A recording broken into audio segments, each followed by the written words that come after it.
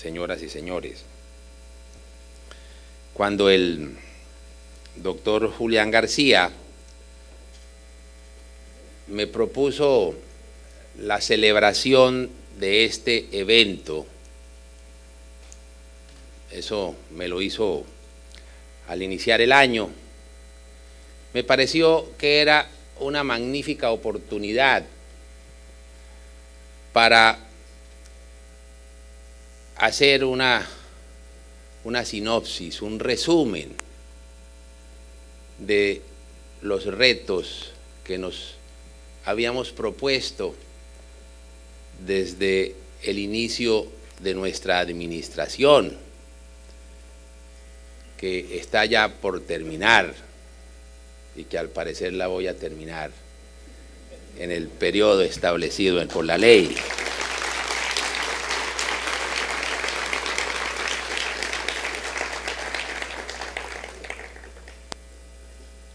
Ustedes conocen de sobra las funciones constitucionales de la Procuraduría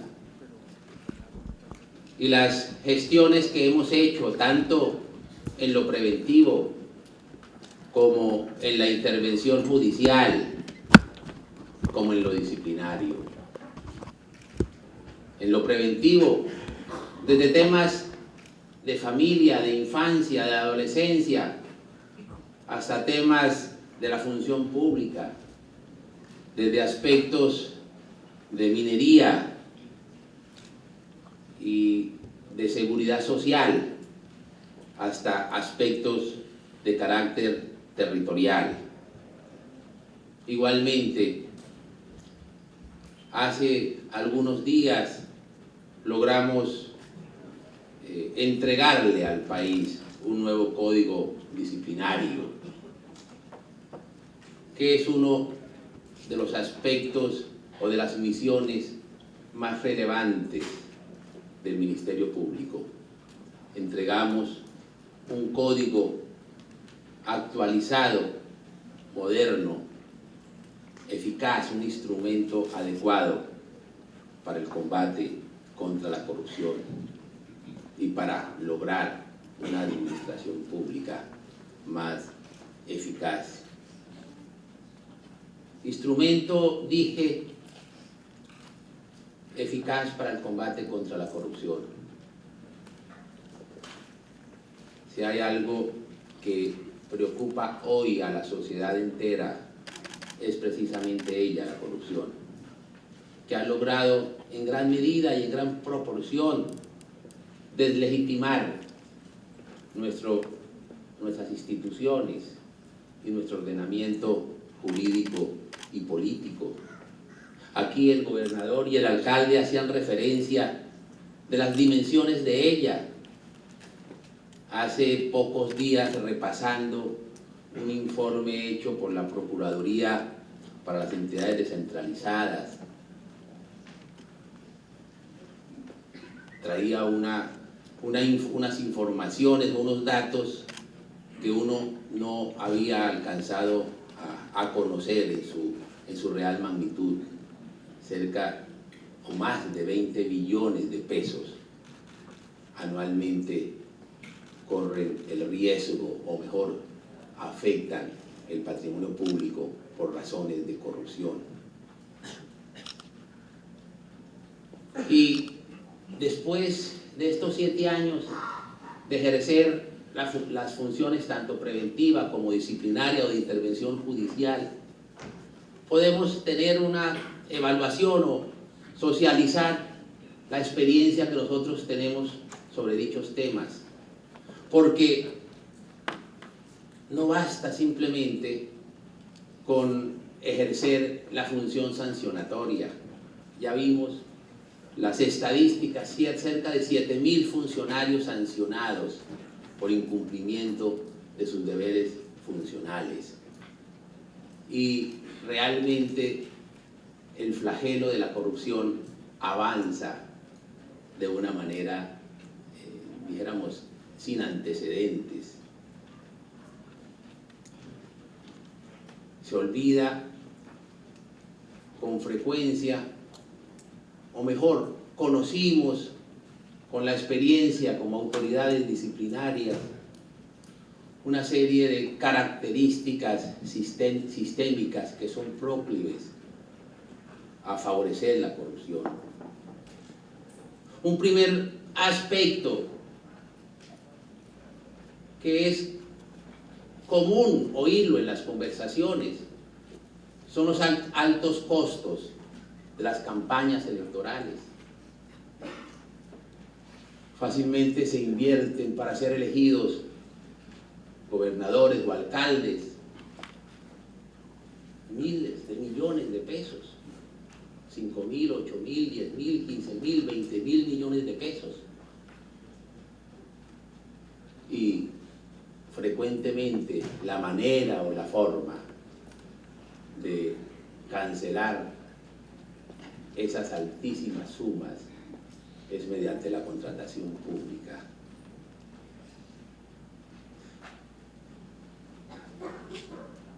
Y realmente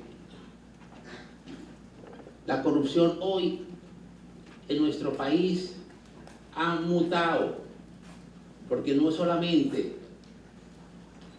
es las irregularidades en la actividad contractual o los sobornos que los funcionarios reciben por el cumplimiento de sus funciones públicas.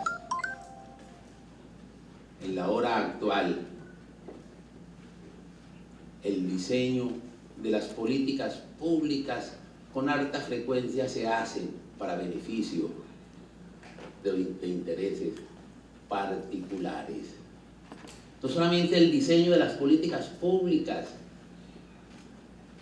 la expedición de leyes, la flexibilización de las leyes, la flexibilización de las regulaciones, permiten gigantescos negocios particulares. Pero no solamente los altísimos costos de las campañas electorales, la ausencia de controles como consecuencia de la cooptación de los controles por parte de las entidades, de los órganos o de las personas controladas.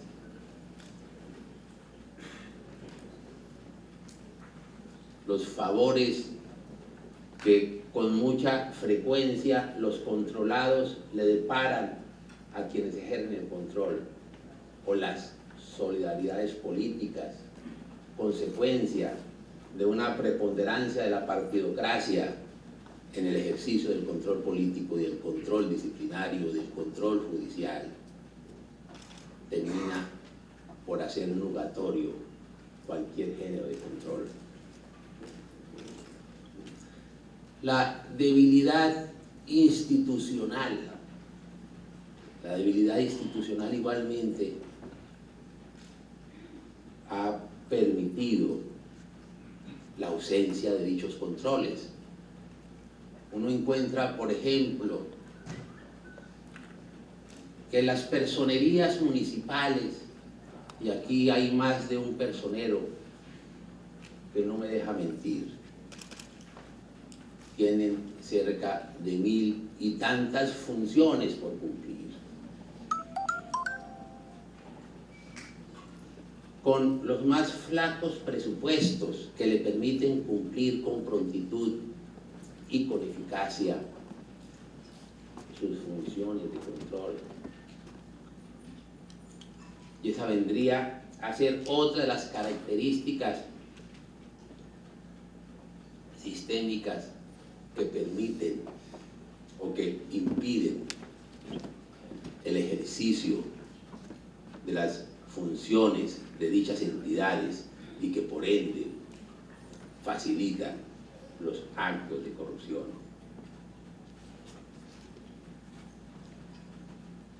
Los altos costos de las campañas electorales, la debilidad institucional, la ausencia de control, la interferencia de la partidocracia en la designación de los organismos de control, la preponderancia de los órganos de las personas u órganos controlados frente al control. Y pudiéramos señalar otras características, pero igualmente hay una que me voy a permitir resaltar, y es la pretendida, dijéramos, y grandielocuente apología que con harta frecuencia se hace de la ética pública, olvidando un elemento que es esencial, que si no hay buenos hombres, no hay buenos ciudadanos, y si no hay buenos ciudadanos, no hay buenos funcionarios públicos. Entonces, pretender construir una ética pública sin moral es arar en el desierto y construir en el mar. La ética pública queda disuelta cuando el funcionario que debe cumplir sus deberes no practica la moral. La real barrera contra la corrupción es precisamente esa. Y de allí la necesidad del ejemplo en la función pública. De ahí la necesidad del ejemplo en el ejercicio de lo público. Si hay funcionarios públicos ejemplares, si hay élites ejemplares, ellas son seguidas. Si hay élites y gobernantes corruptos, eso genera precisamente un ambiente proclive de la corrupción. Y si hay élites y gobernantes virtuosos, ellos elevan el tono moral de la sociedad. Entonces, aquí podemos hacer todos los esfuerzos en materia de transparencia. Podemos modificar todas las leyes. Y la corrupción seguirá rampante, campeante. Miren, en estas épocas, los funcionarios públicos, o no hay época en las cuales los funcionarios públicos no hayamos viaticado más en congresos y en foros, hablando de transparencia y hablando de corrupción. Y no hay época en la historia donde no se hayan modificado todos los años las leyes. Todos los años hay fortalecimiento de los organismos de control, acuerdos internacionales, pero nunca antes los niveles de ella han llegado a los niveles que hoy han llegado. Desde luego podemos fortalecer la institucionalidad, fortalecer los organismos de control, financiar las campañas electorales, tener mayor conectividad, todo lo que ustedes quieran. Pero si no hay unos principios morales que permeen la vida del hombre, del ciudadano, no vamos a tener funcionarios públicos probos, honestos, respetuosos del interés general y del patrimonio público. Termino con una frase que le he oído con mucha frecuencia al profesor Ayuso, citando a Eugenio Vega Latapie, hablando del ejemplo. Juega el rey, todos son tabures. Estudia la reina, todos estudiantes. El ejemplo de las élites y de las clases dirigentes como un ingrediente necesario para reordenar moralmente una sociedad. Muchas gracias.